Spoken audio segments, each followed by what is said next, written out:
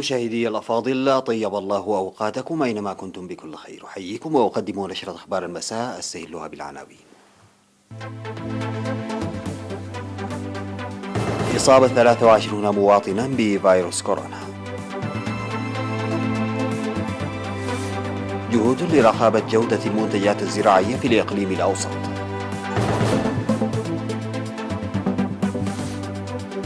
احتراق 11 منزلا في عد هزباي. واشنطن تتهم بكين بتهديد النظام العالمي، والصين تهدد باتخاذ إجراءات حازمة. أمريكا وكوريا الجنوبية توقعان اتفاقية لتقاسم تكاليف الدفاع.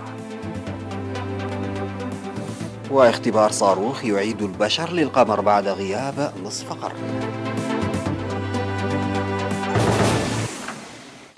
السلام عليكم ورحمة الله.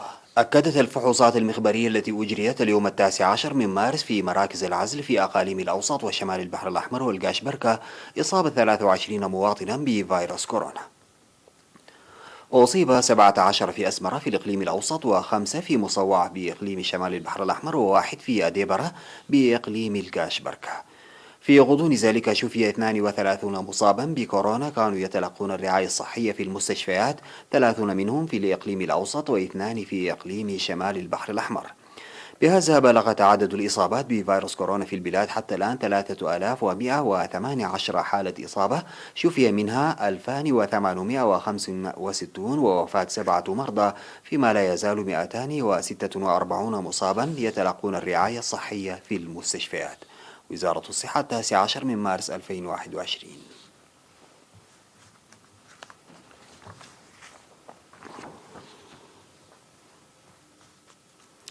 أعلن مكتب الرقابة الإقليمية على سلامة وجودة المنتجات الزراعية ومشتقاتها في الإقليم الأوسط أنه يقوم بإجراءات جادة بالتعاون مع قسم القوانين والرقابة في وزارة الزراعة. وأوضح رئيس المكتب السيد يوهنس قبرولد القيام بالرقابة على بذور القمح والشعير المنتج في مديريات بريخ وقال نفحي وسرجقة وأسمرة، وتم زراعته في مساحة 171 هكتارا في 22 قرية. وذكر بأن الأنشطة الرقابية أظهرت جودة بذور القمح والشعير المزروع في مساحة حوالي 47 هكتارا ومتدن الجودة في مساحة 124 هكتارا لعدم تنفيذ المزارعين لتعليمات مكتب الرقابة الإقليمية وإتلافها.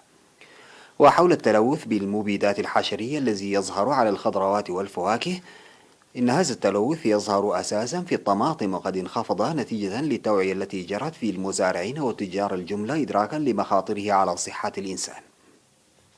وقال إن أعمال الرقابة التي يقوم بها المكتب على الألبان ومشتقات الألبان واللحوم لها دور إيجابي في ضمان سلامة وجودة المنتجات، داعيا المزارعين لتوخي الحذر من مصدر وجودة الأدوية البيطرية.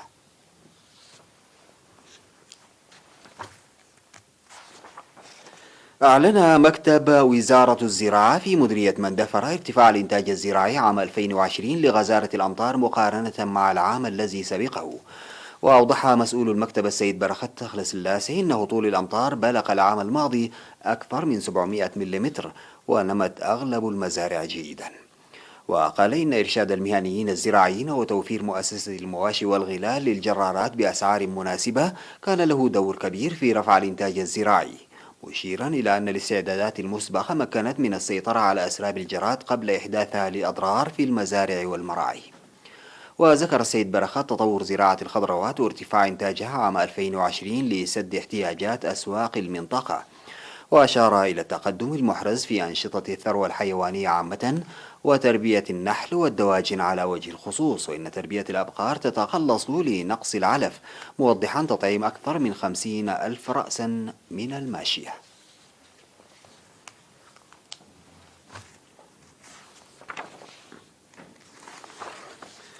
يشهد إقليم عنسبة أنشطة نفير لحماية التربة وحفظ المياه. وأوضح المشاركون في النفير إنهم ظلوا يعملون ببناء المدرجات والحواجز المائية في الجبال والمنحدرات قبل حلول موسم الأمطار، وإن النفير الحالي في الأراضي الزراعية يعتبر مواصلة لتلك الأنشطة. وقد تفقد حاكم إقليم عنسبة السيد عبد الله موسى رفقة خبراء الزراعة أنشطة النفيرة الشعبية، ودعا الإدارات وخبراء الزراعة لتنفيذ التعليمات وبرامج التنمية الموضوعة في أوانه وبذل المواطنين للجهود لرفع الإنتاج الزراعي. وقال إن الإنتاج الزراعي يرتكز على العمل القوي والمشاركة الفاعلة، وحتى على الدفع بالأنشطة الزراعية أسفل السدود وضفاف نهر عنسبة وتشجيع المزارعين النموذجيين. من جانبه دعا مسؤول البنية التحتية الزراعية في قسم التنمية المعمارية في إقليم عنسبة السيد جبر مسقل تولده لحجز المياه في الأودية والجيوب الجبلية لتنمية المياه السطحية والجوفية ورفع الإنتاج الزراعي. وبذل المزارعون الجهود لرفع إنتاج الخضروات والفواكه. وذكر المسؤولون والمهنيون الزراعيون بناء الكثير من المدرجات والحواجز المائية بالنفير الجاري منذ شهر يوليو 2020، ويستمر العمل حاليا فرديا وجماعيا في الأراضي الزراعية.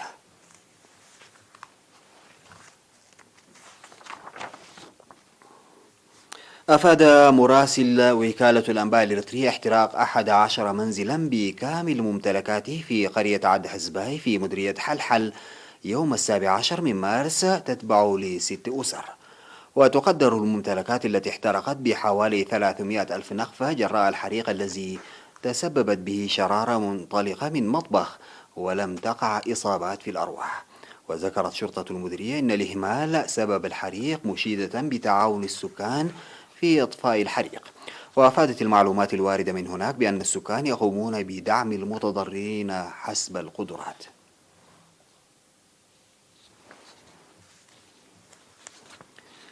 نتوقف سادتي مع فاصل قصير وأعود لمواصلة الأخبار.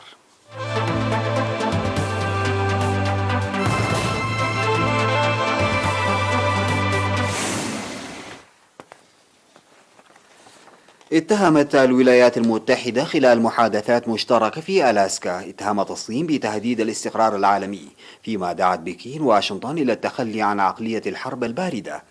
وقال وزير الخارجية الأمريكي أنتوني بلينكين خلال الاجتماع إن الصين تشكل تهديدا للاستقرار العالمي، فيما انتقد كبير الدبلوماسيين الصينيين يانغ جيتشي ما وصفه بالتدخلات الأمريكية، مهددا باتخاذ إجراءات صارمة ضد واشنطن.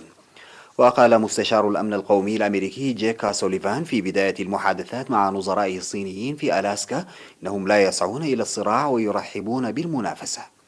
وجاء الرد الصيني فوريا بالإشادة بإنجازات بكين وبتلميح كاد يكون صريحا ينتقد السياسة الأمريكية الداخلية والخارجية.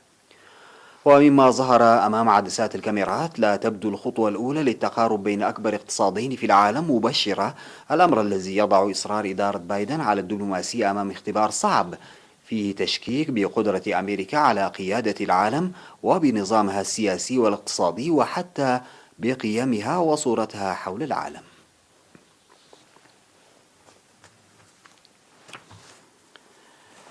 وقعت كوريا الجنوبية والولايات المتحدة بالأحرف الأولى على الاتفاقية التي تم التوصل إليها مؤخرا بشأن تقاسم تكاليف الدفاع بعد اجتماع 2+2 الذي شارك فيه وزراء الخارجية والدفاع من البلدين.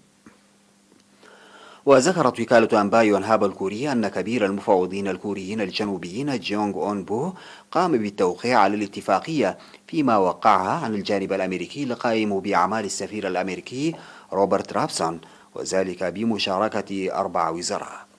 وقال مصدر بوزارة الخارجية الكورية إن حفل التوقيع بالأحرف الأولى أظهر رغبة الحكومتين في تعزيز التحالف بين البلدين، وتم حل مشكلة الفجوة في اتفاقية تكلفة الدفاع بين البلدين.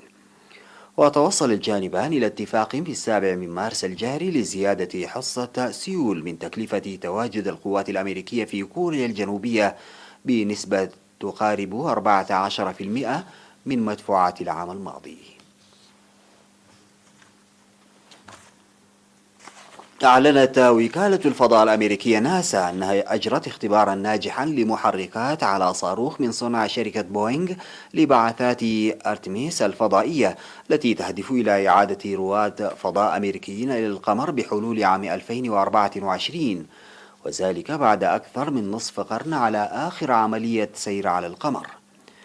وقامت ناسا بمحاكاة عملية إطلاق من خلال تشغيل محركات المرحلة الأساسية لصاروخ نظام الإطلاق الفضائي خلال تثبيتها على برج في مركز ستينيسا الفضائي في ميسيسيبي.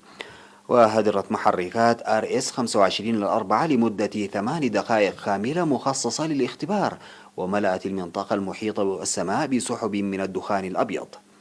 وتهدف ناسا إلى إرسال مركبة فضائية غير مأهولة للدوران حول القمر في نوفمبر، وإعادة رواد فضاء أمريكيين إلى القمر بحلول عام 2024. لكن برنامج نظام الإطلاق الفضائي متأخر ب3 سنوات عن الجدول الزمني، ويتطلب حوالي 3 مليارات دولار فوق الميزانية.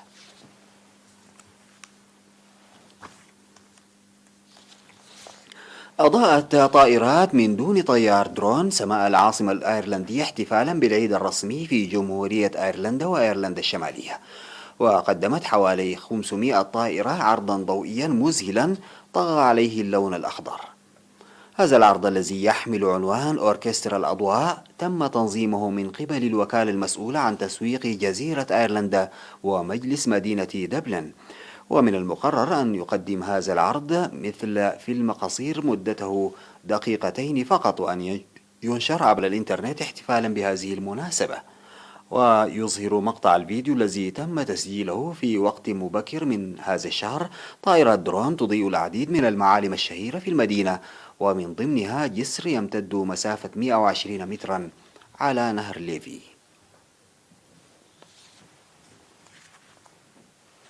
انتهى سيداتي سادتي نشرة أخبار المساء قدمتها لحضراتكم من الفضائية الإريترية. شكرا لمتابعتكم. السلام عليكم ورحمة الله تعالى وبركاته.